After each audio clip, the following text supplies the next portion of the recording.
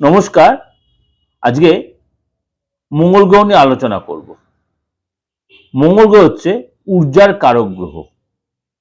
মঙ্গল গ্রহ হচ্ছে কনফিডেন্সের কারক গ্রহ। মঙ্গল গ্রহ হচ্ছে গ্রহদের সেনাপতি।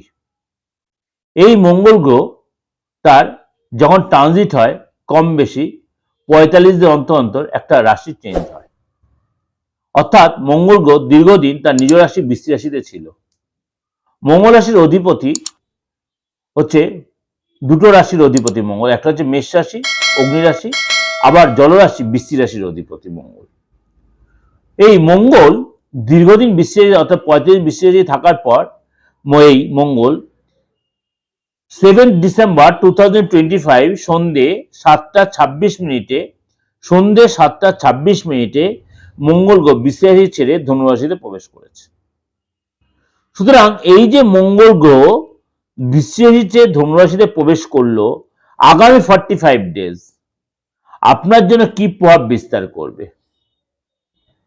গ্রহদের সঙ্গে যে ক্রূর গ্রহ, মঙ্গল হচ্ছে ক্রূর গ্রহ, মঙ্গল হচ্ছে অগ্নিকারক গ্রহ, অর্থাৎ একটা আগুনের পিণ্ডর মতো।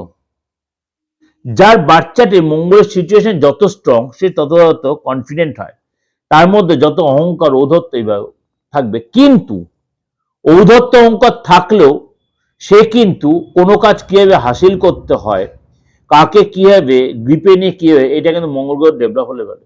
রাজনীতির কারক গ্রহ, রাজনীতি ভালো হয় মঙ্গল গ্রহ ভালো হয়, কনফিডেন্স ভালো হবে, যে কোনো লোককে নিজের গ্রিপে নিতে পারবে, নিজের আন্ডারে রাখতে পারবে। মঙ্গল গ্রহের জন্যই কিন্তু আমাদের মাঙ্গলিক দোষের বা মাঙ্গলিক কাজের ফ্যাক্টরগুলো হয়। ভালো মন্দ এখানে কিন্তু অনেক কিছু বিচার করে মঙ্গল গ্রহের ব্যাপারটা।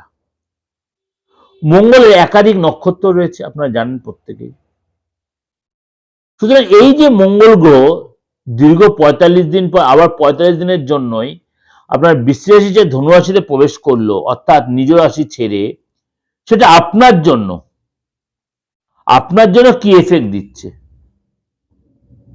আপনার জন্য কি ভালো হবে এই মঙ্গল গ্রহের ট্রানজিট, না কি হবে? তার জন্য কি করতে হবে? তাহলে পুরো প্রোগ্রামটাই আপনাকে শুনতে হবে, আপনার রাশির জন্য কি এফেক্ট দিচ্ছে।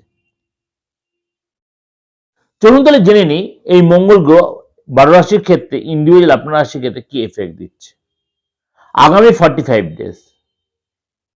এর মধ্যেই মঙ্গল কখনো হয়তো বক্রী হতে পারে, আবার মার্গী হবে।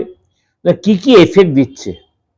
মিথুন রাশি, মিথুন রাশির জন্য মঙ্গল গ্রহ এই সিচুয়েশন আপনার কিন্তু কি কি এফেক্ট দেবে?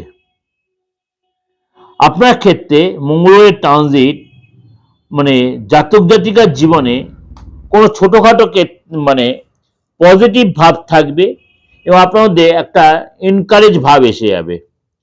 পরিবারে সকলের সাথে একটা সম্পর্ক ভালো হবে, সন্তানের সাথে সম্পর্ক ভালো হবে, কোনো গুড নিউজ আপনি পেতে পারেন। কেরিয়ারের ক্ষেত্রে আপনার লাভ মিলবে, আপনার মধ্যে যোগা বলুন, মেডিটেশন, ইন্টারেস্ট বাড়বে। এখানে কেরিয়ারের ক্ষেত্রে আপনার কিন্তু লাভ মেলার সম্ভাবনা প্রবল রয়েছে। কেরিয়ারে দীর্ঘ ৩৫ দিন আপনার আপ ডাউন হবে ঠিকই, কিন্তু লাভটা কিন্তু বেশি হবে।